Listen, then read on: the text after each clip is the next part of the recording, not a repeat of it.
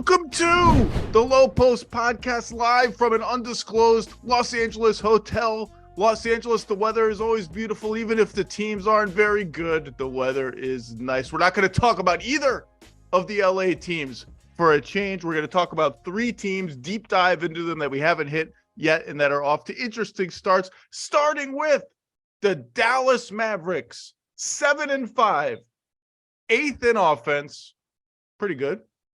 9th in defense, okay. Last year, kind of doubling down on last year wasn't a fluke. 6th in net rating, would usually portend a record a little better than 7-5. That's encouraging. Big games coming up against the Nuggets, twice, the Celtics, the Bucks, and the flailing Golden State Warriors. So we're going to learn a lot about the Mavericks soon. Luka Doncic, 34 points, 9 rebounds, 8 assists, or maybe 9 assists, 8 rebounds. I don't care. It's a lot of everything. On pace to break every isolation record in every database we have. Tim McMahon, how are you? Howdy, partner. How you doing?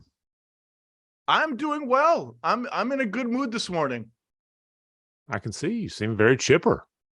So I guess the biggest storyline with the Mavericks so far is Luka's doing everything, and we're 12 games in, and there's already concern that Luka is doing everything. They have been figuring out how best to integrate Christian Wood. Their starters around Dinwiddie and Doncic have an alarming habit of all posting single-digit scoring games between 0 and 9, and sometimes 0 is in play for 1 or 2 of them. Reggie Bullock is off to his annual. Did Reggie Bullock forget how to shoot? Starts of the season. That'll come. To some degree, they made their own bed with this when they screwed up the Jalen Brunson situation. He's doing very well in New York. I don't know. This feels like team holding pattern, holding till the next move, holding till the theoretical number 2 guy is here. But Dinwiddie, Tim, 18 a game on good shooting, everything you could want from him. Christian Wood, 16 a game on good shooting. Feels like there's some meat on the bone there. If this is a holding pattern, it's a pretty good holding pattern. And I saw Perk last week just write off the Mavs as first round exit. That's the ceiling for this team. That's all they are. I'm like, I'm not doing that as long as Luka is on the team because he's that good. But I kind of don't know how to feel about them 12 games in. How should I feel about them? That's a good question. And I agree with you. You can't just assume they're a first round exit because odds are they'll have the best player in that first round series. And, I can promise you this.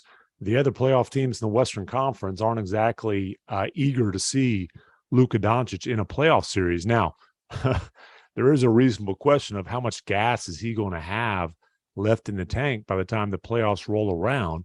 And, he obviously got off to this crazy start. He's 30-plus points, first 9 games of the season. Him and Wilt are the only ones who have done that. And then they go on this back-to-back, Orlando without Paulo, Washington without Beal and KP. He stinks it up. He looks like he's just on E. They lose both those games. He's well under 30 points, shooting at 9-29 in one game, 8-21 with a little, some garbage buckets in the next game. And you're like, dang, man, is like, we haven't even gotten to Thanksgiving yet. Is he already running out of gas? And then he comes back the next game and goes for a 42-point triple-double. So obviously the fact that he bounced back, he talked about he had a great recovery day. Luka's going to have to be very diligent about taking care of his body. That means he's going to have to be very diligent about what goes into his body. What's he eating? How much is he eating? What's he drinking? How much is he drinking? And then just the recovery, all the boots and, this and that and the other, all the hot tub, cold tub, all that kind of stuff. He's going to have to be extremely diligent because they are asking him to carry a load that I don't want to say it's unprecedented, but it's certainly uncommon. You have to talk about Houston, James Harden, pre-CP3, maybe OKC, Russell Westbrook, these kind of loads. And you mentioned that they messed up the Brunson situation. They messed it up and they could have had him on an extension. But by the time he got to free agency, that thing obviously was he was heading to New York. They weren't going to match that. They also messed up the Goran Dragic situation. Goran Dragic is playing really, really well in Chicago. And I'm not sitting here telling you, hey, Goran Dragic would have solved everything. He'd have been a 35-minute per game guy. The Mavericks didn't think he could be a 20-minute per game guy. They basically wanted him to be a foot shorter version of Boban, go out to dinner with Luka, hang out, babysit a little bit, wave a towel at the end of the bench, and every once in a while get in the game. He's like, nah, I've got some juice. I've still got some juice. He's showing that in Chicago, and they really need that third ball handler. Having said that, Dinwiddie has been really good. Dinwiddie also has become, and the sample size is getting big enough to where you can say it ain't, this ain't small sample size. He's become a knockdown 3-point shooter.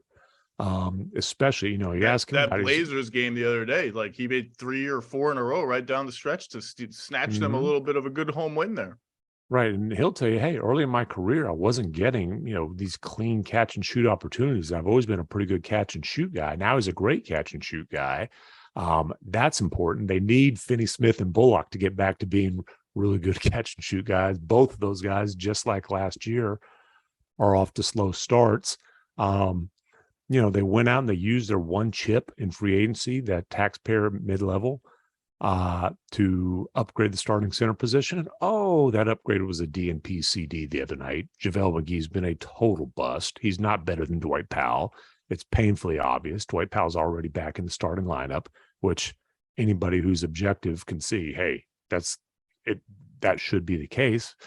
That's difficult. But I agree with you that they are, in terms of legit contender, it's team holding pattern. And I think you've got to hold through this year after they, pay the end of the Porzingis deal with the pick that they owe there.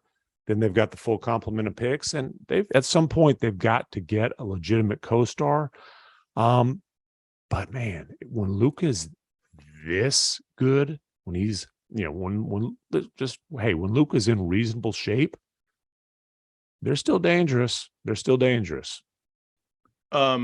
The Brunson thing is interesting because when we say they screwed up the Brunson situation, we are talking about the fact that they didn't offer him the 4-year, $55 million extension in a timely enough fashion. By the time it was on the table, he had clearly outplayed it. And usually my brain stops there. I had a GM ask me a couple weeks ago, forget that. Why didn't they just overpay him this summer? I mean, the cap is going up. It's not like his contract with the Knicks is like a bad contract. Why didn't they just throw $30 million at him? And you want to say, by then the bridge wasn't burned, but it was like someone had lit the match and a couple of planks were on fire and some smoke was in the air. But money talks, man. I thought, boy, I didn't really think of that. That is an interesting point because every contract that's signed now, Tyler Hero, Jordan Poole, the reaction is, well, the cap's going up. Who cares? It's free money. Well, that's why I thought all the hullabaloo over the Brunson deal was misplaced. I thought that was totally fine for the Knicks. I think I called it a nice B+ contract. Why not give them a B- contract that you can trade down the line? I just hadn't thought of that. Was that even on? I guess it was on the table. I think the Mavericks would have given that a hearing for sure. I mean, not the Mavericks, the Brunson camp would have given that a hearing for sure. Well, and it's funny because, Brunson, obviously he had outplayed that extension by the time they put it on the table after the trade deadline. He knew that. So he was like, no, we're going to hold off. You're about a month and a half too late putting that thing on the table. And so, but at that point, like you were hearing, 4 for 80, somewhere in that range. Then the playoffs, especially the 3 games where Brunson just, he had 41 and 31 to lead them to wins when Luka was out with a calf strain.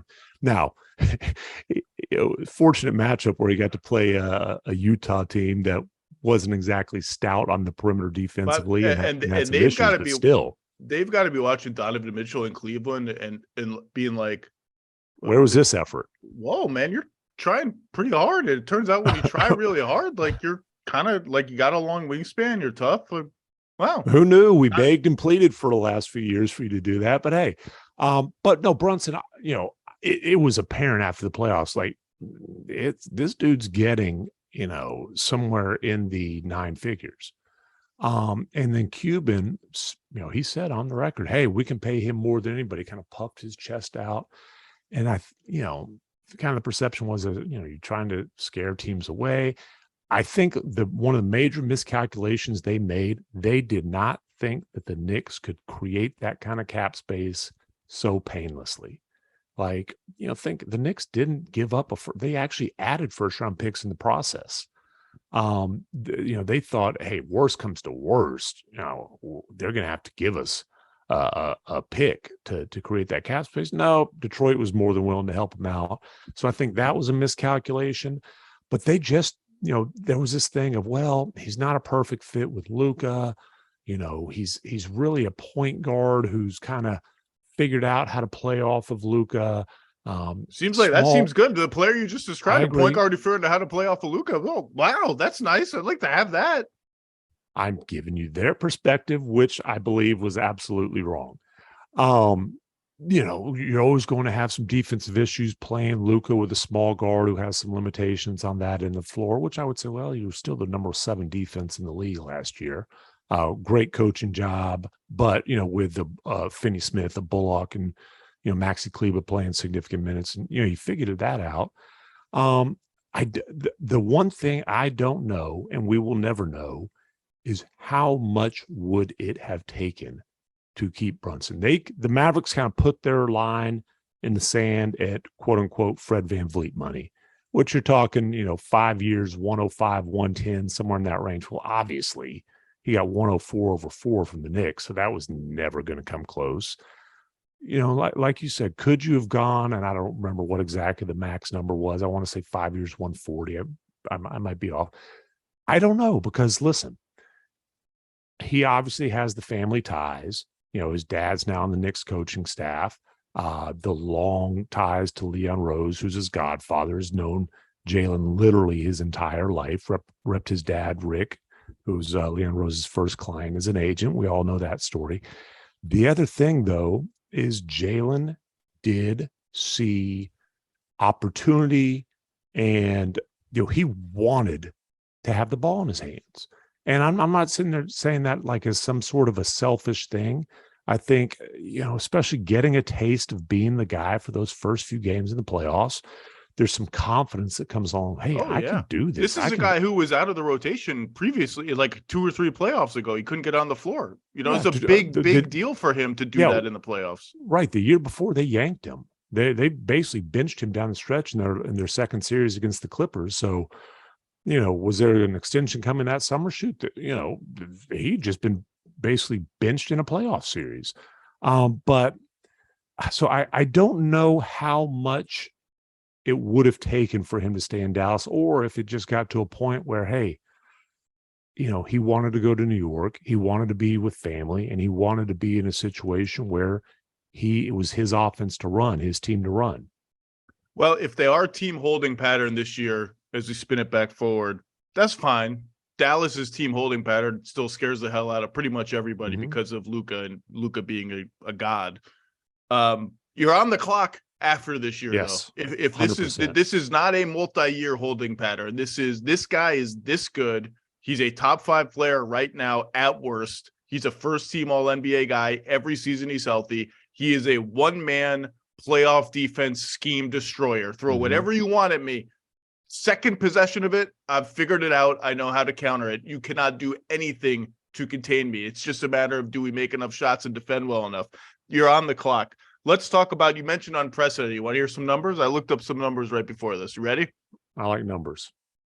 The Mavericks are averaging 31 isolations per 100 possessions. 30 and a half of those are Luka's. Well, I don't even know. It's not quite now, that. Dinwiddie's got a few, but yes. Yeah, Dinwiddie likes to dance a little bit. I forgot that I'm on YouTube, and so everyone just saw me shoulder shimmy. Can't stay in front of Zach Lowe. At weddings, I get after it, my friend. 31 isolations per 100 possessions. That's the Mavericks as a team, according to Second Spectrum. Number 2 is 23 per 100 possessions.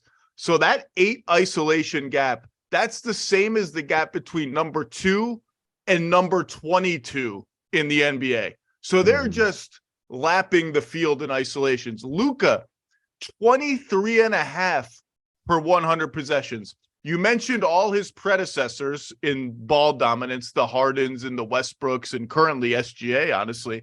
Yeah. No one else in the entire second spectrum database, which goes back to 2013. I mentioned Luka 23 and a half. No one else is over 19 and a half. So what he's doing is just absolutely bonkers historically. Obviously, it is not sustainable. Obviously, this is not a model to win a championship. The question is, well, a couple of things. Number one, the stuff it's producing is crazy. Like I said they're only 8th in offense. They're first in free throw rate. I'm not sure how the hell that happened, except Luka is living at the free because throw Luka line now. goes to the line 12 times a game. That's 11 and a half a game happens. or whatever. They're taking the 3rd most threes, the 10th most shots at the rim. Put it all together, they have the best, the number 1 location assumed field goal percentage in the entire league. And they're not even shooting that well. So like whatever this offense is doing, it's producing pretty much everything you want except offensive rebounds, but it's obviously not a sustainable way to win. History will tell you unless you have Michael Jordan, even LeBron James couldn't win the whole thing at usage rates like this. We all know that. My question for you is, throw team holding pattern aside. Team holding pattern is still trying to win. Mm-hmm. What can they do about this with the roster that they have now? So, and this gets back to you saying, hey, they're on the clock. And when you say they're on the clock, we're just talking simple NBA math. Luka is on a 4-year deal. Forget the player option. It's irrelevant, right?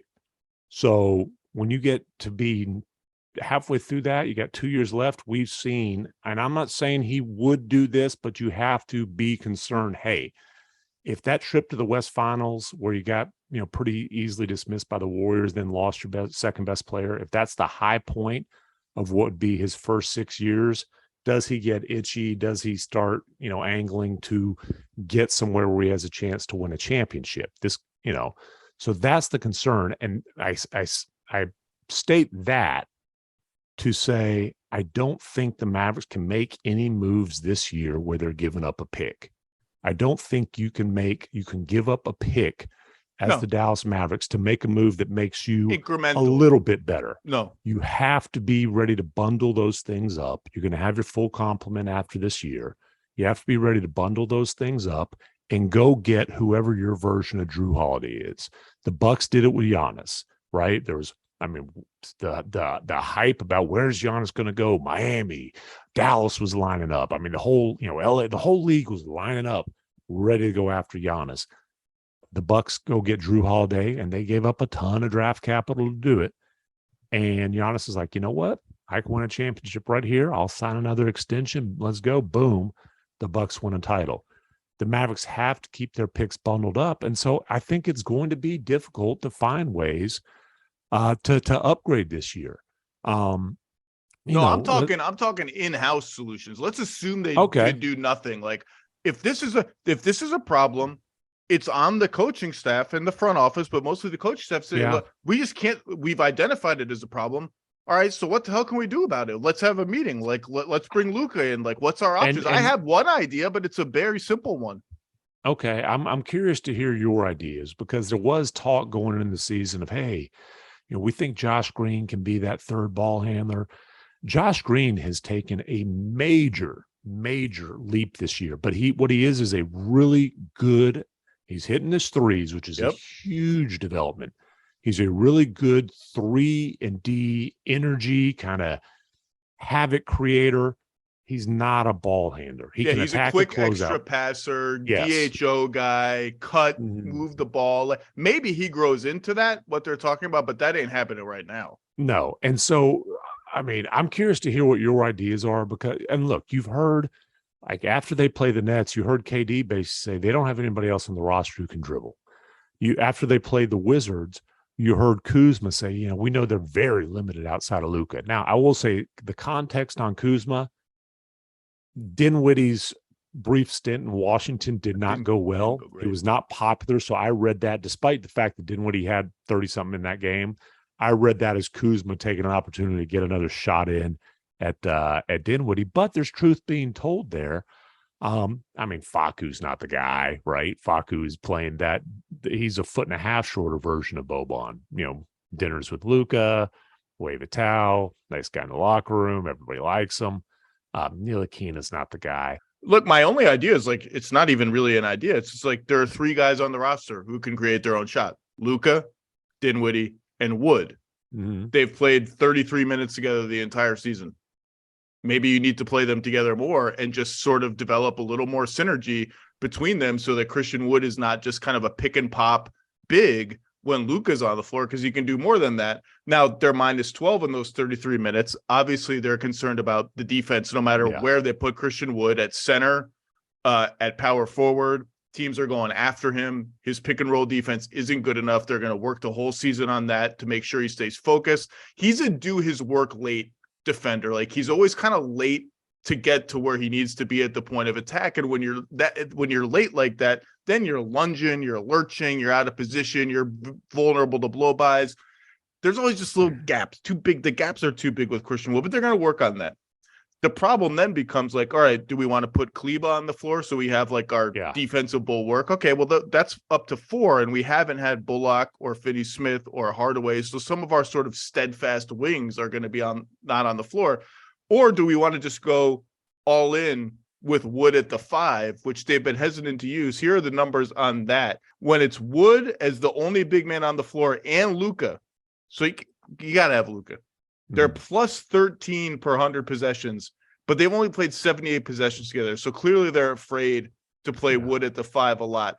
I just feel like if this is actually a problem, this is a problem that you have identified as a not fatal, but we have to do something about this. I just think you got to lean a little bit more into Wood, maybe Wood at the 5, Wood, Luka, Dinwiddie together, and just see how bad is it actually going to get on defense? Can we survive on defense? And if it ends up being too bad, you pivot back the other way. But that's the only in-house solution that I really see. Yeah, and we mentioned that road trip, which is rough. The 2 bad losses in Orlando and Washington to depleted teams. Luka stunk it up, looked out of gas.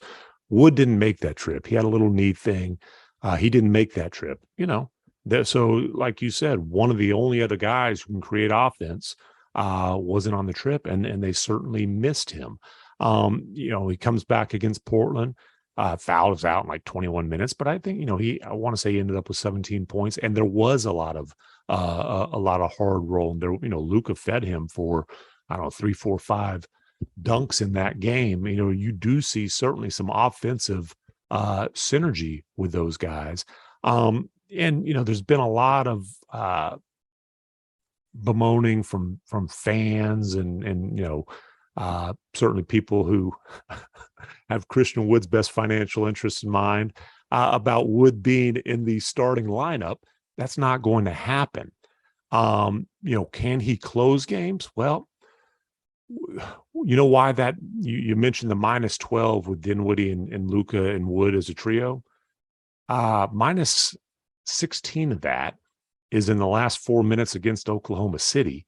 And after that game, and they lose that game in overtime. Wood did not play overtime, by the way. So it's not like pulling him off the floor was the solution either, in fairness to him. But after that game, Jason Kidd made a point to note that, hey, we tried to see Wood in the closing lineup. And as he says, it didn't go well on either end. And then he fouled out the other day against Portland, and they ended up closing with no center on the floor. They put Finney-Smith at center, and they actually just kind of heated up and went bananas and won the game.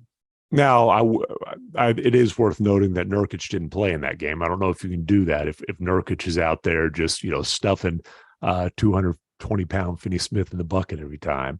But yeah, they're searching there. They're searching there.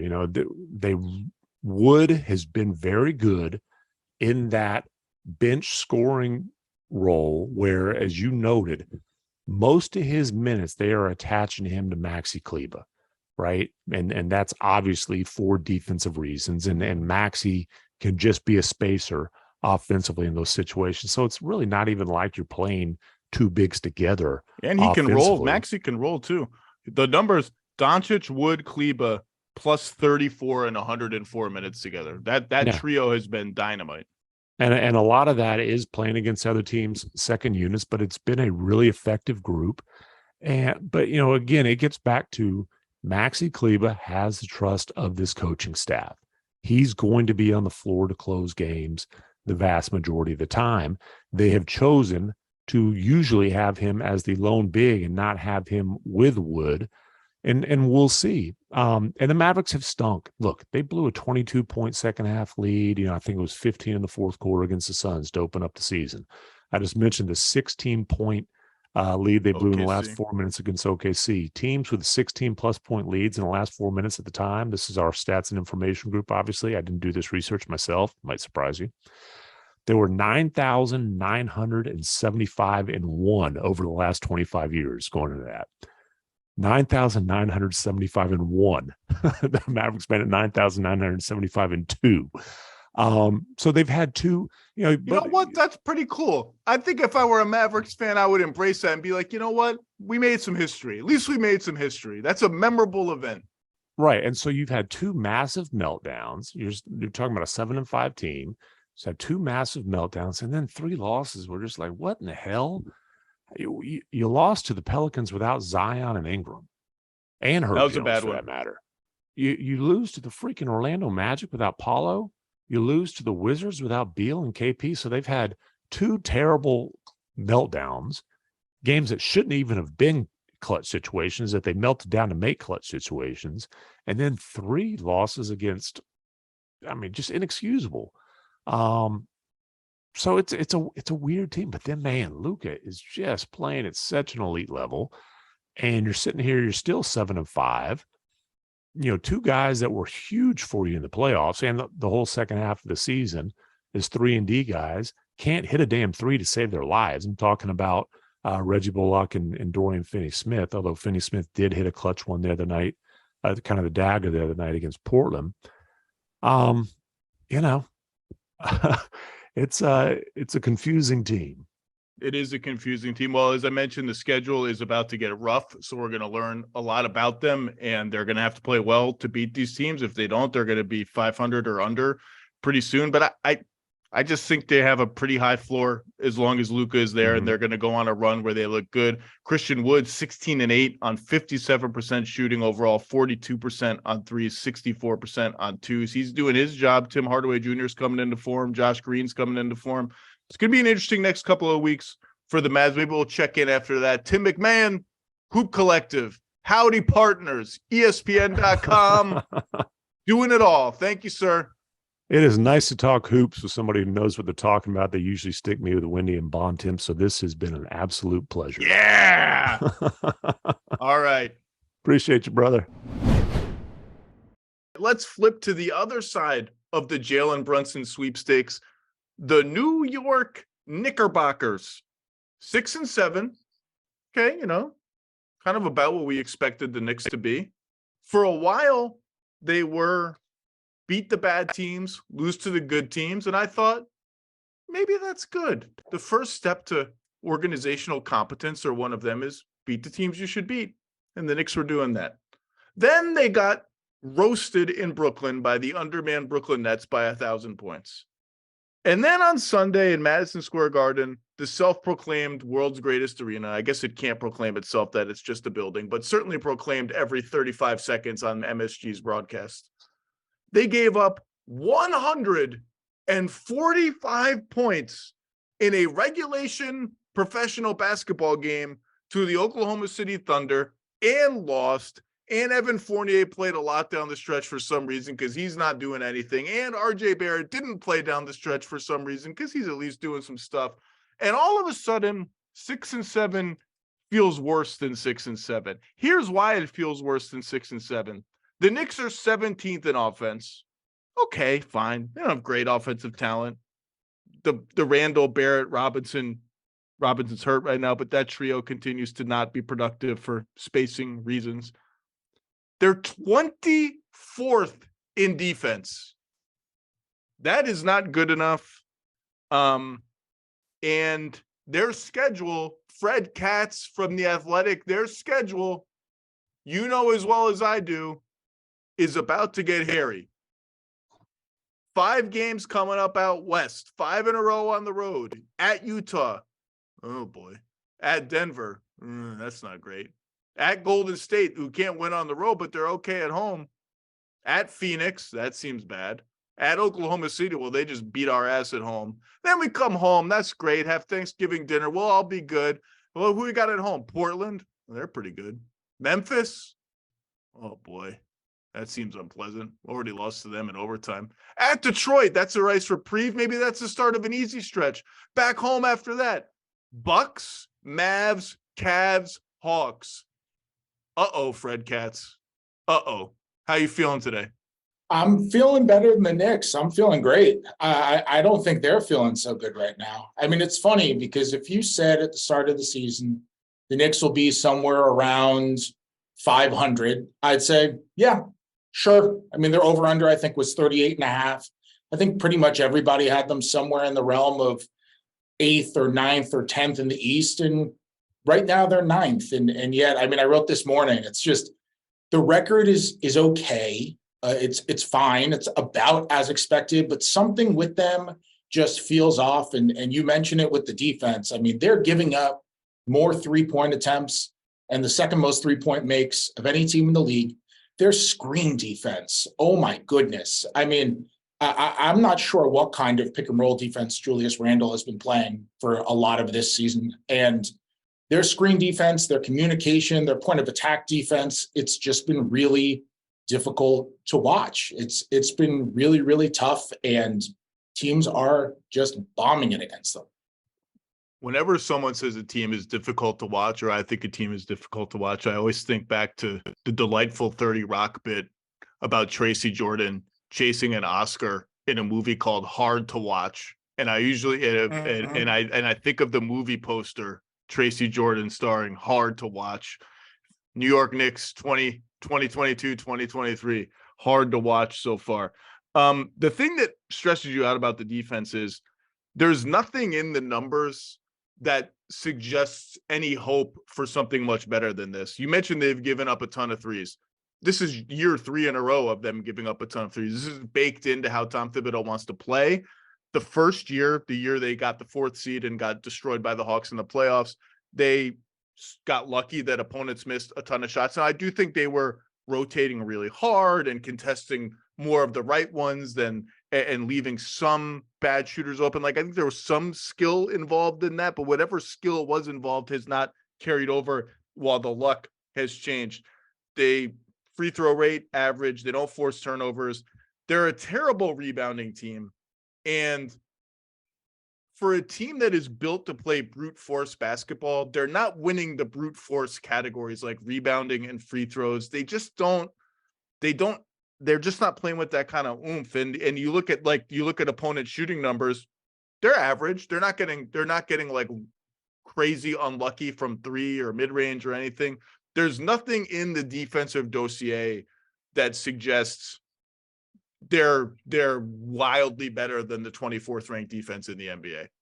Yeah, I mean, look, their best hope, I think, is Mitchell Robinson comes back from the sprained right knee that he's dealing with and just plays so well in the middle of the floor that guys just can't get to the rim. And so much of their issue is that teams get middle against them so easily. When they turn it over, their transition defense is really a problem too.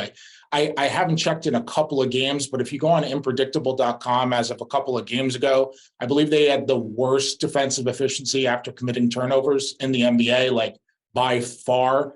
They aren't really getting back in transition. And that's a thing where I think is more clean upable. Like, you can just match up better in transition. You can run hard and try to get the person that you're supposed to be on, because the issue isn't just fast breaks then, right? It's that you end up getting like a big against the wing or a small against the big, and then other teams exploit that in the half court, and that's how they're getting a lot of those threes too. So I think there are ways maybe they can climb better than 24th. And last year, if you look at the defensive talent on last year's roster, it wasn't overwhelming. And Nerlens Noel didn't really play much and was supposed to be one of their best defenders, and they still finished 11th in points allowed per possession. So I don't know if they're 24th. I do think it could climb higher, but I'm nervous about it'll climb a little higher, but I don't. Yeah. I mean, they're not. They're might be average, right? I mean, That's what we're talking about. They might be average. The rebounding stuff is just not excusable. It's just not excusable. And it's on everybody. Hartenstein's a bad defensive rebounder. He's been starting for Robinson. Robinson's defensive rebounding rate is pitiful. I think that's partly because he's chasing a lot of block shots. I think he's been mostly good this year. Randall is missing way too many box outs, just lazy, just not boxing guys out. And again, a team that wants to be a brute force team, you can't be 26th in defensive rebounding. Offensively, they're 29th in three-point shooting, which is really last because the Lakers are so far last that they're almost in the G League for three-point shooting. So the Knicks are let's just say last in three-point shooting. And now there's all this angst, Fred. There's angst about Tom Thibodeau. There's angst about Randall. We got to trade Randall. Got to dump Fournier. Everyone's just mad. So let's start with zooming out. All this, like, we got to, I think the theory with Randall and why despite the fact that he's been fairly productive this year, 21-9, 46% 46% overall shooting, the 3-point shooting appears to have been a fluke 2 years ago. He's been fairly energetic at times defensively. Good. He's not giving the crowd the thumbs down. That's good. Sure. I think part of the trade Randall movement that's picking up steam is we always knew, but we now know that an offense built around Julius Randle taking a lot of shots and doing a lot of stuff and isolating a lot is a nice ticket to being a mediocre team. And we're sick of being a mediocre team. Well, the Knicks 2 off seasons ago, I liked their offseason when they signed Fournier, signed Kemba Walker, Burks, Rose, all the team options, all that stuff. Like I thought the Hawks series exposed the need for more ball handling, more shooting, and they kind of addressed those problems in totally non-spectacular, mediocre ways that you knew the critics were like, well, they're trapping themselves in mediocrity. And my counter argument was, they're not trapping themselves. They're not deluded into thinking these are the players that are taking them to 50 wins. They're just trying to sustain the momentum that they've built in this feel-good 2021 season, keep getting a little better until a star looks at them and says, I want to go there.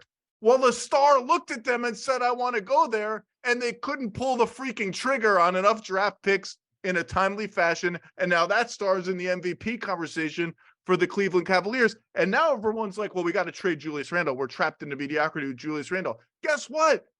Everyone else in the league watches the Knicks. They know what Julius Randle is. You're not getting anything meaningful really for Julius Randle on this kind of contract. And so that's where the Knicks are in that sense.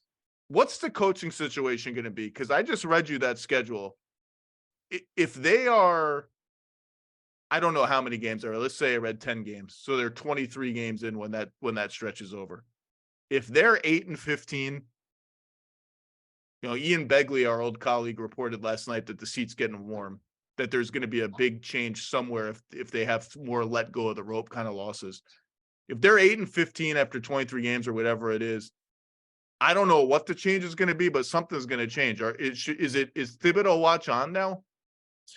I think the watch is on. Yeah. I mean, what's so weird about the way, I shouldn't even say weird, but something that's relatively unique to the way that the Knicks operate is a lot of places. For example, I used to cover the Thunder, and basically everything with the Thunder, as you know, is Sam Presti down, right? I mean, there is collaboration or whatever you want to call it, but ultimately the decision maker and the person setting the vision is Sam Presti. And with the Knicks, they have so many different voices, right? And so many different voices contribute to so many different decisions. And I know there are people in that front office who have wanted to move on from Thibodeau for a little bit of time now. But the thing is, Leon Rose is one of those people who has been in his camp for a really long time. Leon is now the president of the organization. He was Tibbs's agent or ran the basketball division of CAA, which is Tibbs's agency. I like how, by the way, I just need to stop you because we had this exact same conversation just 10 minutes ago with Tim McMahon. I like, and I'm being sarcastic, how the Knicks, by their own doing, have turned every discussion of them has to include like a 3-minute aside about Yes. This guy knew that guy, and that guy's somebody's godfather, and that guy went to prom with that guy's daughter, and that guy's great grandfather were at Plymouth Rock in 1620 together. And so now, as a result, Cam Reddish is a Knick or so. It's just every time with this. But that's generally how they've operated, right? Like when Leon Rose took over the Knicks, who were the stars that we talked about potentially coming to New York? It was Donovan Mitchell, or it was Karl Anthony Towns, or it was Devin Booker. One of them wanted to come. You know what the problem with their plan is, which I would say, I actually don't knock them for not doing the Donovan. No, I was going to say, let me own it, because I said at the time, as everybody did, that Cleveland was well constructed to go all in with Donovan Mitchell, and the Knicks were not. The Knicks were going to trade the whole house for Donovan Mitchell and have a mediocre team without a lot of tools to get the next guy. And so I got it. A month or two later, it feels like, well, I kind of would rather just have the guy and figure it, especially if he wants to be here, and figure it out later. I guess, I don't, it just, the clock is ticking on the next move. Well, here's the thing, Zach, you want to zoom out. Let's really zoom out, right? So their plan has been to trade for the next star, right? They're not tanking. Lord knows they are not tanking. And they haven't cleared out their cap sheet. I mean, they signed Mitchell Robinson long-term. They signed Julius Randle long-term. They extended RJ Barrett. They signed Jalen Brunson long-term. They gave multiple years to Evan Fournier. It's not like they've given 1 year, right? If they extend Toppin and quickly, that's it. They don't have cap room for a long time. Yeah, that's it. I mean, right now, they can maneuver and whatever, but if all things stay as they are, they're probably not having cap room till 2025, when everyone is going to have cap room, because that's the year of the anticipated big spike. And, I think if you look at it in the normal macro, not trading for Donovan Mitchell for them made sense, because it would have left the cupboard too bare to go out and get a second star. And then you have Donovan Mitchell and not much else, and you're still kind of in that not a contender territory, even if Donovan Mitchell makes the leap that he's made in Cleveland this year. But to me, if you zoom out even more than that, my question for that front office is, okay, your plan is clearly to trade for someone. It's not to sign someone, and it's not to tank and draft a star. It is clearly to trade for the next big star. You deemed that, a bunch of picks and a bunch of young players was too much for Donovan Mitchell. Okay, so you're going to wait on the next guy. Well, the next guy who's as good or better than Donovan Mitchell is probably going to cost as much or more than Donovan Mitchell. And also, we're going to be having the same conversation, right, about is there not enough left over to go get that second star? So it just seems like a conversation we're going to be having in perpetuity about them. And so you have to wonder, is the plan of trading for the first star in the door as opposed to the second or the third, is that a flawed way to go about roster building? And by the way, the other possibility is that the next big star who's available is worse than Donovan Mitchell, and you end up paying more for that star. And I will not name names about who that might be. And by the way, Quentin Grimes had a foot injury in preseason. I don't really know what went on with that or what's going on with that. But he doesn't play. The guy who was the untouchable guy is very weird. Can't get minutes. I asked him last night if his conditioning isn't there. Tibbs put him in especially against OKC, where Josh Giddey is getting into the lane with ease. Shai Gilgeous-Alexander is rocking RJ Barrett. In the third quarter, they put Derrick Rose on Shai Gilgeous-Alexander and didn't try Quentin Grimes, who coming into the year, everybody expected to be easily their best point of attack defender, and did a great job as a rookie on point guards and really stifle guys like Trae Young and all that. That's the guy who you would put on SGA when he's going for 21 in the third quarter of a game. And he doesn't come off the bench. They're going with an 11-man rotation, by the way, which is to me just the greatest sign of an overloaded roster. They are just due for some sort of consolidation trade, something. We talk about a move. Yeah, maybe for Donovan Mitchell. Maybe they should have considered him.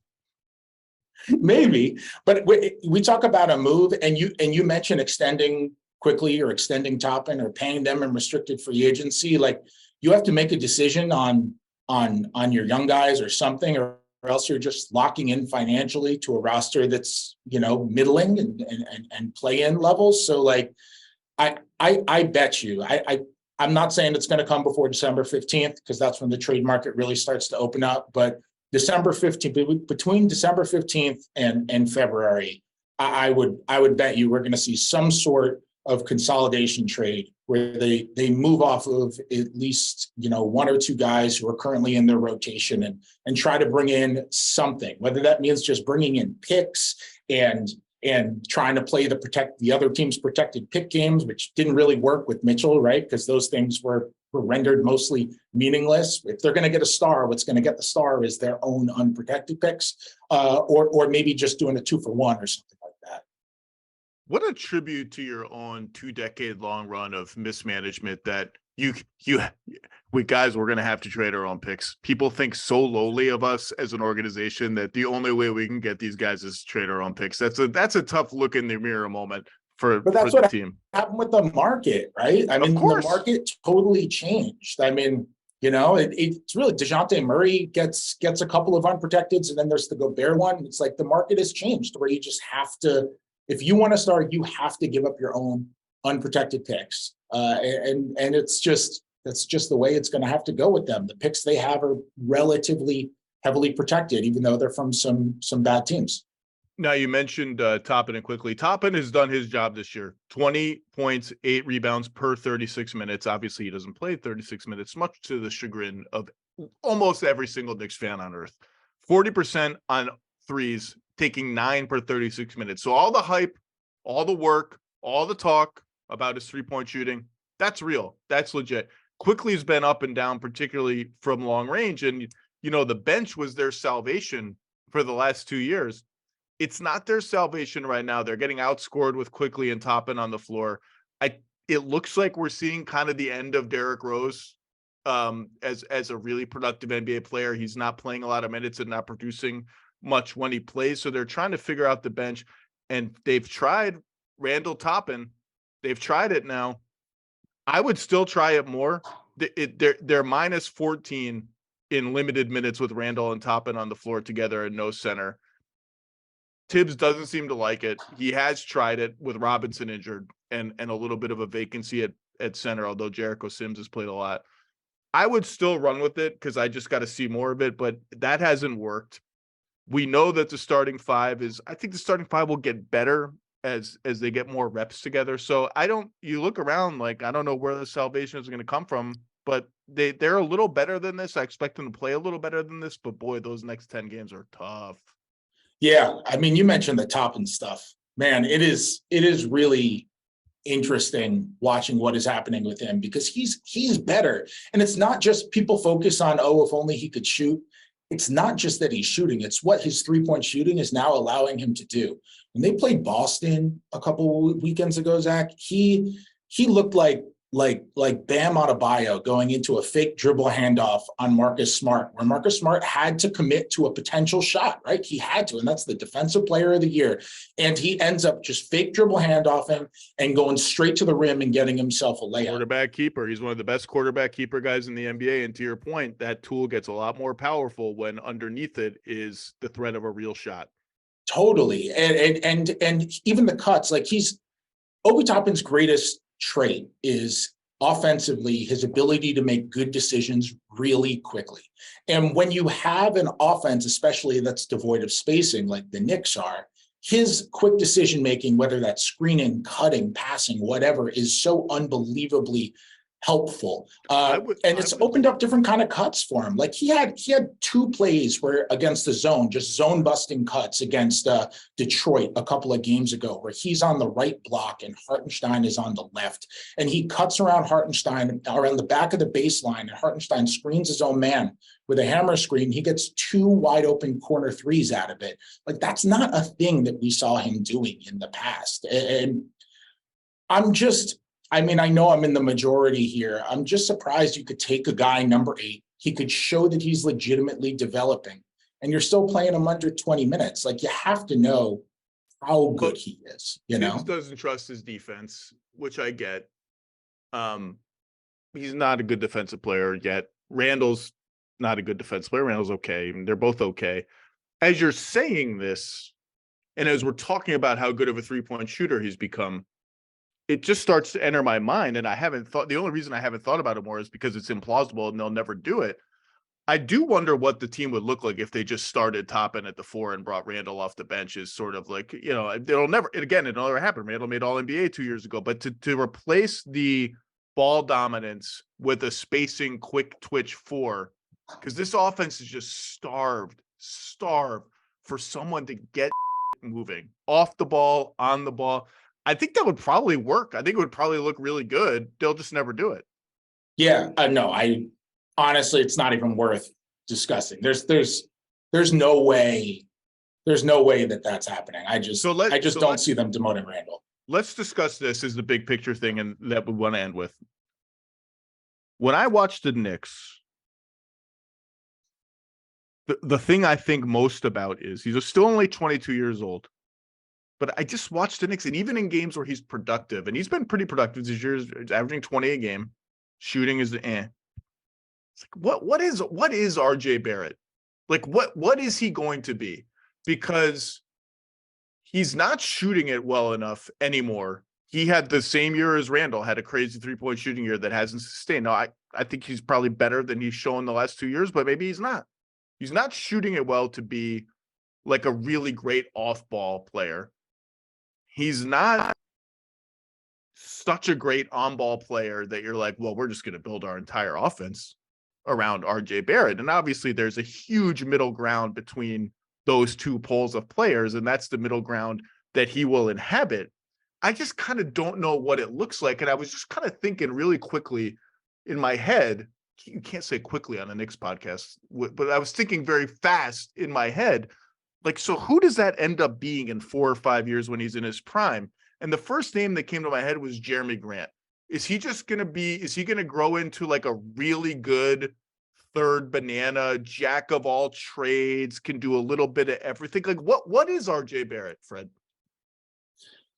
I think RJ Barrett is trying to figure out what RJ Barrett is, to be honest. I will say for RJ, I agree with everything you said. I will say for him, part of the reason why I think the people with the Knicks who do believe in him to the degree that they do. I've been a believer too. I've been like higher than consensus on RJ Barrett for sure, to be clear.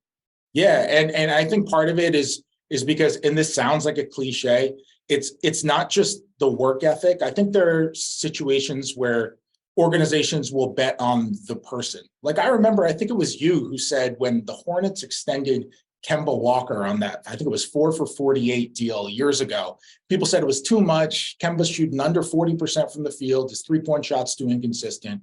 And the Hornets were betting on the person that he was going to improve to that degree, right? And it was right. And all of a sudden that deal is looked at as extremely team friendly. With Barrett, I think with the people who believe in him, there's a similar sort of thing. But they're also betting on the self-awareness. Like, I think RJ works on the right things. One of the things that he's really focused on is decision-making on his drives. Because I think he knows that is going to be a really, really important thing. And that's going to help his percentages around the rim too. He's 22. We get so fast with these guys. Like, his prime is 4 years away. Mm-hmm. Completely. And I think that decision-making on his drives, if he gets there, he's still not there, by the way. He's better. But I think that will help his percentages. And Tibbs thinks this too, even more than if he just adds some sort of Kyrie-esque sort of layup package. You know what I mean? We've seen with him, the percentages around the rim are actually up this year. I don't know if he's got way better moves and he's more fancifully finishing there. I think, honestly, there are just fewer crazy flailing possessions in which he just misses everything. I think that's a positive progression. The next step for him also is being able to find shooters when he gets into the paint. I mean, it's just so important. But look, we talked about the lack of spacing. Like, RJ's a slasher, and this is not the type of offense that you put around him, you know? It's not the type of offense that you put around Julius Randle. It's not the type of offense you put around Jalen Brunson, who can shoot. Who's been fine. Jalen Brunson's been fine. He's not shooting well from 3, but he's shooting well from 2. He's doing his job. He's doing his job. Totally. And you want to give him, but it takes a while to like get off those like, funky low post moves. He likes to drive and then stop and then pivot, and he needs that time, and spacing it gives you time, right? So I think it's tough to really look at RJ and say, okay, this is definitely where he's going to go, because if he's in maybe a 4-out offense, I think maybe we see him operate a little bit differently. But to be honest, I don't know where RJ is going to go down the line. I think the passing needs to get better. I think the percentages around the rim need to get better. And I think once he gets with those things, then he can build out. But people concentrate so much on the 3-point shooting. Like ultimately, like one of the guys he watches the most is DeMar DeRozan. And I know that, look, it makes sense. Like RJ is a controversial guy in some ways, right? And so is DeMar. But I think maybe if we're talking about RJ realizes all of his full potential, maybe it's like a not quite as athletic DeMar in that sort of sense, where he's just able to force his way to the rim all the time. It took the third most shots at the rim after New Year's last year in the league, behind only LeBron and Giannis. I mean, he is really good at getting there. He just needs to finish the job. Look, the whole idea of the Knicks last 2 years was biding their time, and while biding their time, continuing to steadily improve. You can chalk up last year as like, okay, crap happens. We had a bad season. The next 10 games are going to go a long way to determining whether there is steady improvement, whether this becomes one of those feel good, plucky, we're still waiting and the trajectory is good kind of seasons, or it blows up. And the schedule just is what it is. Like, they've just got to be better. They haven't been good enough, and things turn fast in New York. And Fred Katz from The Athletic, I like seeing you at games, because I can tell just how much work you're doing, talking to everybody. You got the pulse of this team the way you want a beat writer to have the pulse of a team. So it's nice to have you on, and I will see you when I get back to the East Coast. I will see you at a game somewhere, my friend. Well, that means a lot coming from you. Thanks, Zach. Thank you, sir.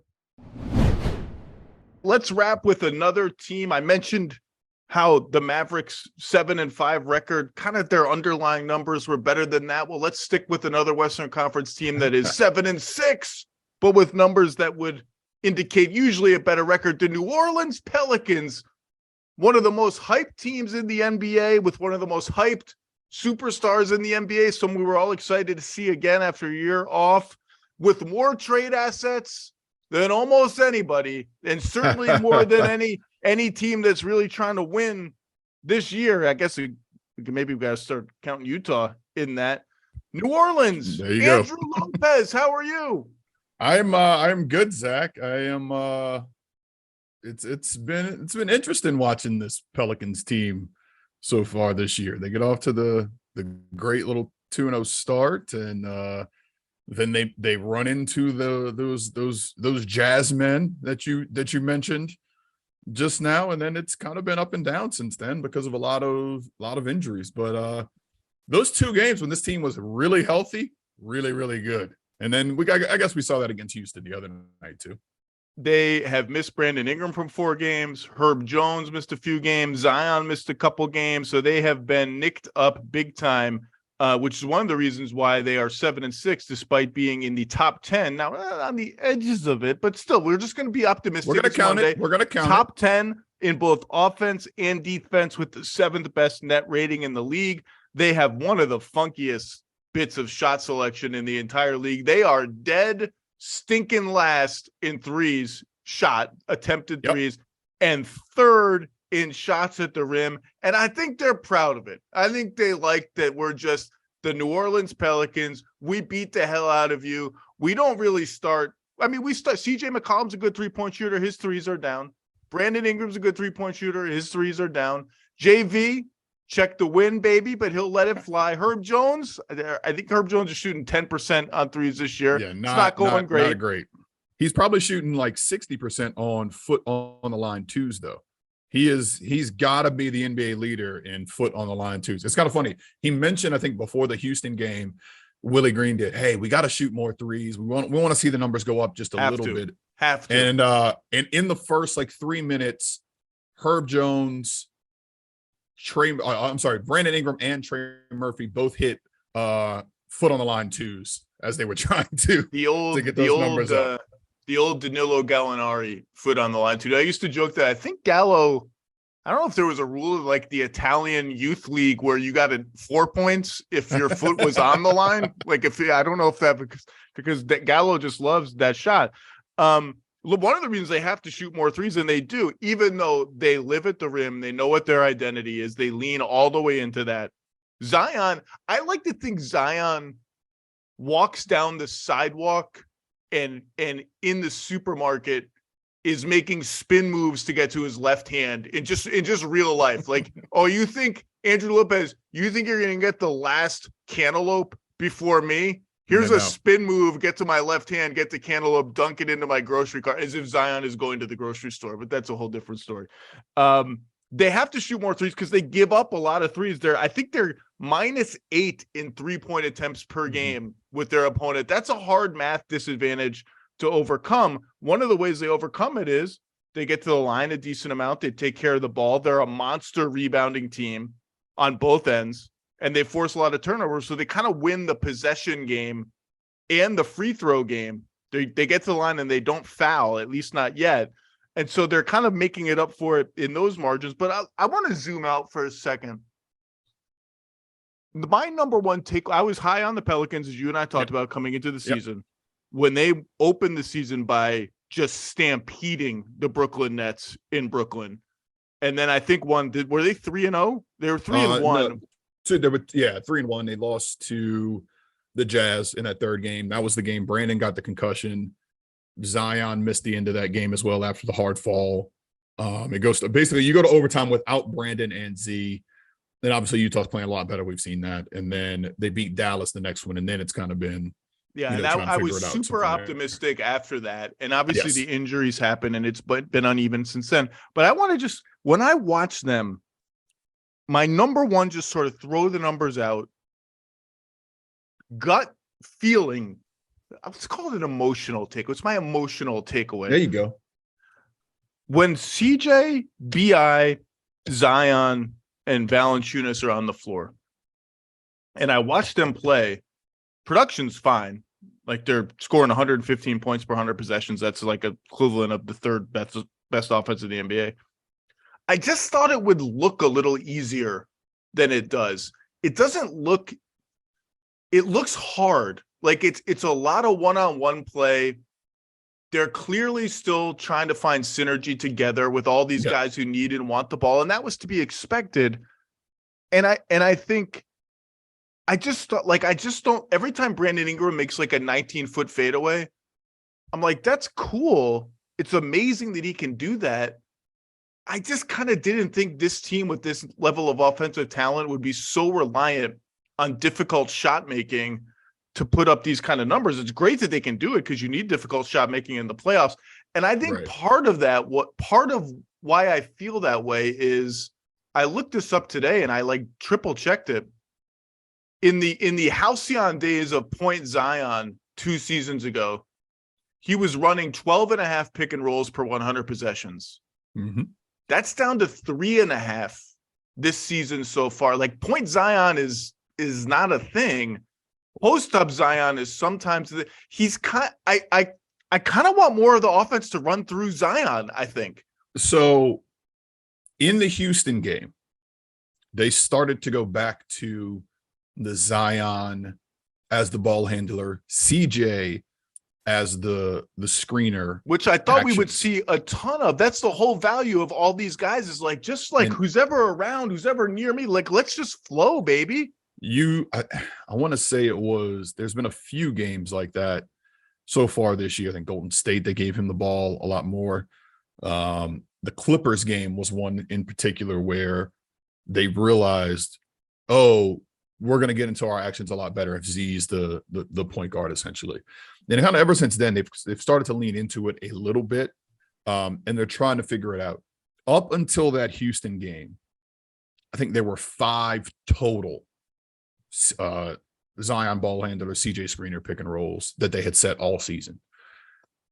They almost hit that mark in the second quarter against the Rockets.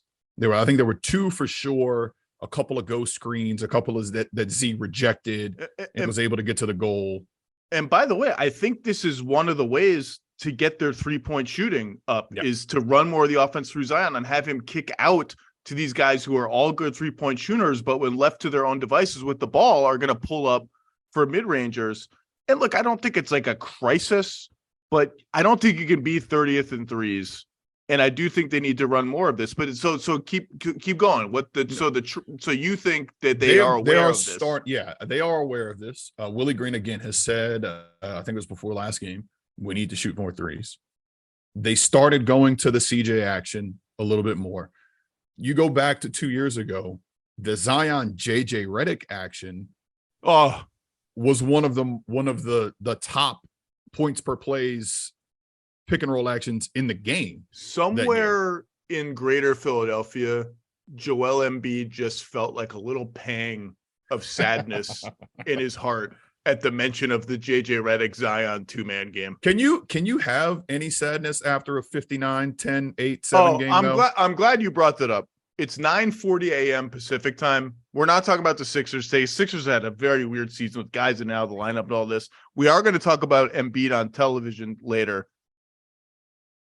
I'm glad you brought that up because I just want to say this for 30 seconds. You could watch basketball for the next 20 years.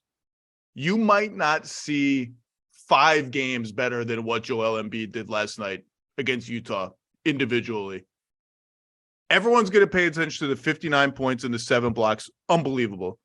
The 7 blocks don't even tell the story of how dominant Embiid was defensively in that game. What tells the story just as much is how many times he was guarding the pick and roll and guarding arms spread on his toes, guarding both ball handler and screener at once to the point that the ball handler was like, what am I supposed to do? Like, this giant guy is taking away every passing lane. I'm afraid to shoot because if I shoot, he's going to spring up and block it. Maybe I should just dribble around and U-turn or kick the ball to this guy who's not even open. And the amount of times he did that, the amount of times people tried to fake him on those situations, and he just stayed down. It was like, nah, I'm cool. Like, you're going to have to find a more creative solution than that. Oh, you don't have one. It was a majestic performance. Also, those 59 points, Andrew, I didn't know if I should feel impressed or sad on Joel Embiid's behalf that the Sixers' entire offense, now granted Harden's out, is just, hey, big fella, there's 8 on the shot clock and we haven't ran anything yet. Can you just either make an 18-footer or dribble by your guy and maybe get fouled and fall over? Like, please save us, Joel Embiid. And like, God damn it, he did it. I don't know how we started talking about this, but it was 101 points in essentially 24 hours because he had a 40-pointer against the Hawks. I was watching the whole game last night, and you're just like, okay, he's going to get tired, something's going to happen, and then he just kept going. Part of the reason they start actions late in the game with 8 on the shot clock is, I think, to get him rest on the floor, because like, okay, we just got to wait because the big fella's walking up the floor because no one else is doing anything. Colin, there was the 3-on-1 where I think he had Clarkson, and I forget Clarkson was in the corner. I forget who else he had on the wing. And Colin Sexton's like, okay, Joel's tired. I can get this by him. Then it's the fourth quarter, and Joel's, no, I'm good. I'm just going to reject this off the glass. We're just going to keep going. It was just a crazy performance. Okay, so we were talking about Redick Zion. Yes, that's your belief that they are going to sort of start figuring out ways to tilt a little more offense toward Zion, and perhaps that could start to result in more threes. Right. And you've seen that, like I said, they started that in Houston with the McCollum being the screener. I thought we would see a lot more of that based on the fact that the Redick Zion pairing was so good. I remember a game against Memphis in particular during that season where I think they were averaging 2 points a play. They were hitting seems good everything off that action. I think the other thing that will get this offense going is when CJ starts to hit shots He's got that finger injury he's been dealing with, right? He's got a little bit of a finger. He's just he had a probably a 2-game stretch where he was under the weather. In his words, I felt like, and you kind of go on from that. Like but he's like, I'm not going to make excuses. Zion had the same thing, I think, against Golden State, where he takes himself out of the game late, tries to get some fluids on the bench, and they roll on without him. But once I think he gets going a little bit more, you'll see that CJ's under 40 for the year. I think his he's shooting like 27 numbers from 3. Yeah, not great. Miserable. And this is a, I mean, not to get cliche about it, but this dude is a walking bucket. CJ McCollum is going to wake up, and maybe they don't play tonight, maybe tomorrow, have a 15 of 19, 36-point explosion coming soon. Right. And I think you've seen that, but I think Ingram's shooting totals are up. He kind of lost his 3-point shot last year for a good stretch. From like December to March, he was just not very good as a 3-point shooter. Once you figure that part out, once you kind of figure out ways to get Trey Murphy some more shots, things will start to, I think, pick back up on that end. But I do think a lot of it has to deal with CJ really getting going, and Herb. I mean, Herb has not been very good as a shooter this year. He's been very good at nearly everything else he does, including his defense. They've obviously had that, but he's 2 of 18 from 3 so far this year. Again, maybe he has 3 more if he can if he wears a half size smaller shoe. But for a guy who shot 34% last year from 3, you expect him to at least get back into that range. And again, I think those 2 things will help. But this team loves the mid-range. They have done it. I think there was a game against Atlanta where they had 85 2-point field goals. First team to hit that number this year of any NBA team. They like living in that area. And I think obviously with Z, when you're rebounding offensively the way that this team is, imagine if these guys win the championship. I'm not saying this is possible. If these guys do well playing this way, every old school guy who hates threes and thinks analytics are from the devil, like literally Satan spawned analytics on the world. They've been waiting for their moment to be like, well, see, it's all a bunch of BS. This team, well, yeah, okay. There's more than one way to win. Offensively, I said before the season, they're no-brainer top 10. I think they could be top 5. They're 9th. Style, difficulty, whatever. They're going to be a good offensive team. The talent is just the talent. I'll tell you, you mentioned Trey Murphy. The whole floor opens up when they put one quick trigger spot up guy on the floor. The whole thing just feels different. Alvarado has been sensational off the bench for them. He won that game. He won that game against Houston. They tried to blow it. And because they played great in that game, I'd say for 3 1/4 quarters. They had an 8-minute stretch where they just let Houston just completely do whatever they wanted. And Willie Green changed his rotations in that game. He did a couple of different things. It's actually, I want to see how he's going to continue this. First of all, tied Brandon Ingram and Zion Williamson together before what he has done. First quarter, Brandon plays the full 12. Zion plays 6, comes back with like 2 minutes left in the quarter, plays until like the 8-minute mark of the fourth, and then plays the last 3 or 4. Kind of let him play 10 and 8, essentially in the first half. Getting those 2 together, I think, helped. Putting the CJ minutes with JV helped. I think that they're trying to get CJ going as well. But the bigger switch was he has been consistent with Devontae Graham is the first guard or Jose was going to be the first guard off the bench. Devontae was going to be second, Devontae Graham, but that gave Devontae second and fourth quarter minutes. It gave Jose first and third, a little bit of fourth. They let Jose play the entire fourth quarter against the Houston Rockets because they put Devontae in first.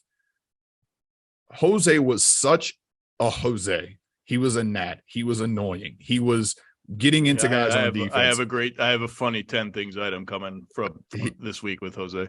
he got a couple of guys with GTA. He starts off. He always gets GTA. People don't know because the Pelicans are not. They're becoming a little bit of a national draw. GTA stands for Grand Theft Alvarado, which is what you call the thing that is the most delightful thing in the NBA, where he literally hides in the corner of the floor while you're inbounding the ball. Hides. Sometimes he kneels, like literally his knees on the ground, and then springs up like a freaking crouching tiger, hidden dragon ninja, and comes from behind and takes the ball from someone who has no idea what's going on. I don't want to spoil my 10 things item. That's Alvarado. To your point, though. But he won that game the other night. He gets back. He gets them back in it. His energy, he does that. So I think the small changes that Willie is making is starting to pay off as he has tried to figure out, okay, how do I get these three big, four big scorers, guys who want their ball, want the ball in their hands all the time. Try to figure out how to get these guys going, trying to figure out point Zion, trying to figure out, okay, Brandon loves the mid-range, CJ loves the mid-range. They're starting to kind of figure things out. And I think it's taken time on court to see it. They didn't have time to figure this out in the preseason. They did not play a preseason game with their projected starting five. They really only played probably 2 practices with their projected starting five. So now that they are starting to kind of pick that up, I think we're seeing, just a little bit how this offense can kind of start to tick up a little bit. Yeah, one of the things I've learned is you got to give coaches know what, quote, should happen. Yes. But they need 10 to 15 games to explore. And so one of the things that has annoyed me about the Pelicans so far this season, 2 of them actually are being solved by what you just talked about. And Willie Green's a great coach. He was actually my pick for coach of the year just for fun in the preseason. Is I don't like lineups where there's just one of those 4 on the floor. Yeah. For too long. I understand you got to get the bench guys in, you got to get everyone minutes, but I like, you got this talent. I like to use it, especially when games are in the balance. And I just don't think Graham and McCollum should play together. I just think you're shooting your defense in the foot for absolutely no reason, given how good Alvarado has been. And that was one of the switches he made against Houston, was getting rid of those minutes and basically turning that into CJ Jose minutes. And the other thing that he does with that is now CJ doesn't have to be the point guard for 36 minutes when he's in the game. Now Jose can be the point guard. You get CJ back to kind of some off-ball stuff. Obviously, we talked about point Zion, and honestly, in the clutch, they've had a couple of games where basically Brandon Ingram has turned into the point guard, and you just let him start and get going stuff. So I think he is an ice cold late game scorer, and I mean that in a good way. The only time he hasn't been this year, I think, was the Atlanta game when he hadn't played in 12 days, and that was the second night of a home road back-to-back. Every other time he's been great. The Chicago game, he scored 16 in like a 5-minute stretch in the fourth. Less than 5 minutes. There was one part in that game where Zion said, the action calls for me to go set him a screen. And he goes, I saw it in his eyes off the handoff. He goes, I'm not setting him a screen. He's about to make this anyway. He makes a shot and they go back on defense. So I was like, I'm not doing that. He's like, he's in his groove. To your point on Jose and McCollum, Ingram, those 3 together, 3 ball handlers, mind you, have only played 22 minutes together the entire season. And it's again, the reasons are obvious, right? You throw Zion in there, then as if you throw Zion and a center to round out that lineup, you have no Herb, no Trey, no other wings. Like, I get it. They're plus 27 in those 22 minutes. Like, that's a look they're going to go to a little more. Look, offensively, they're going to be fine. Let's talk quickly about the defense, where they're 10th. And if they hold at 10th, huge W for them. Now, opponents are hitting absolutely nothing from 3-point range. No. That will normalize at some point. The other fundamentals of their defense, though, are good. They don't foul. They force turnovers. They clean the glass. Their shot selection allowed. They're allowing a lot of threes, but everything else is kind of okay. This is going to be the determining thing of their season. Williamson and Nance, which is a 4-5 combination I love. They can get more switchy in that alignment. Every team is targeting Zion on defense, and he's been kind of a little better than the from previous years, but still That duo 99 points allowed per 100 possessions. That's elite. Now they're getting lucky on threes. I looked up the numbers. Teams can't make a goddamn thing against those teams. Yes. There's a little luck going on. Zion and Valanciunas, which was the obvious concern point coming into the season. Is it just not enough foot speed at the 4 and the 5? That has not been as successful. 111 points allowed per 100 possessions. The Zion Nance thing is where they've closed games. I think that makes sense. Nance has been unbelievable for them on both ends of the floor. I just, you throw Herb out there you throw Herb and BI, some combination of their wings, like they got the bones of something interesting defensively. Is it good enough? Or do you think this team actually makes a move with all their stuff? Now, the Lakers pick is too good to move for some of the players who are about to get mentioned right now, because the Lakers pick might be goddamn Victor Wembanyama coming to New Orleans next year, the way this is going. Just imagine that for a second. Is there a Miles Turner trade? They have imagined that. Trust me. Is there a Miles Turner trade? Is there a cheapo move for Jakob Poeltl who helps you defensively, maybe messes up your spacing? If they're going to make forget the big trades. We know what the big trades are. We know what the Brooklyn situation is. And if that blows up, that they have everything they need to go out and get that guy if they want. If they're going to make a smaller trade than that, and no disrespect to Miles Turner, but he's a smaller trade than Kevin Durant, right? Yeah. It has to be a defense trade. I think it has to be a defense trade. Do they 15 games in or wherever we are, 12 games in, 13 games in, do they think they need to do that? Is this are you on high alert for that quite yet? I don't know if high alert is there. I think they recognize that the one real thing I think that they're missing on this team is a rim protector. Obviously, Miles Turner would solve some of that. Teams are shooting 70% at the rim. Now, they haven't gotten there all that much because the defense has been sound, but they're getting lit up when they get there. And again, I think they realize, hey, if we can keep teams away from there and force them into other shots that we want, we will be fine and limit, when you're shooting that well. They do still have, we've talked about this before, tradable pieces, tradable contracts. You put, let's say, Devontae and Jackson Hayes together, that gets you into the $15-16 million range, and you can get some better options. There's not just a lot of rim protectors available.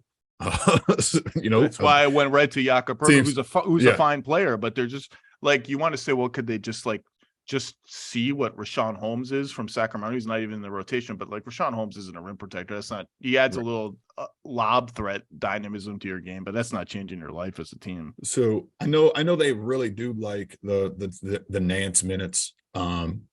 He's essentially closed most every game where he's been available. I think he missed one where he thought he tore his ACL, and turns out it was just a hyperextension. He misses one game. That was quite the scare, I think, for that team.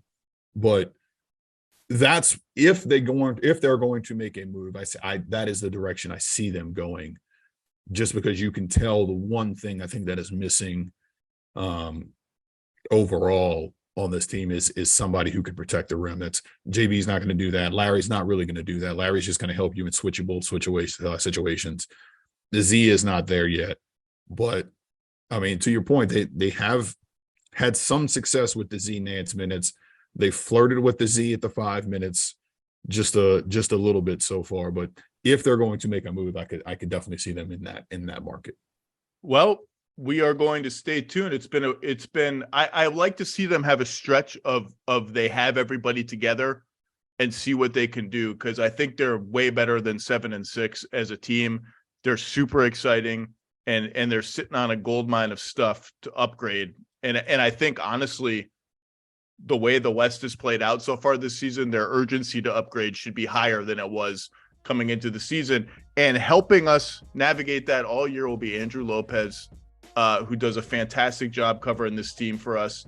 Thank you for a little time today on the Lowe Post podcast, and we'll see you soon, buddy. Sounds good.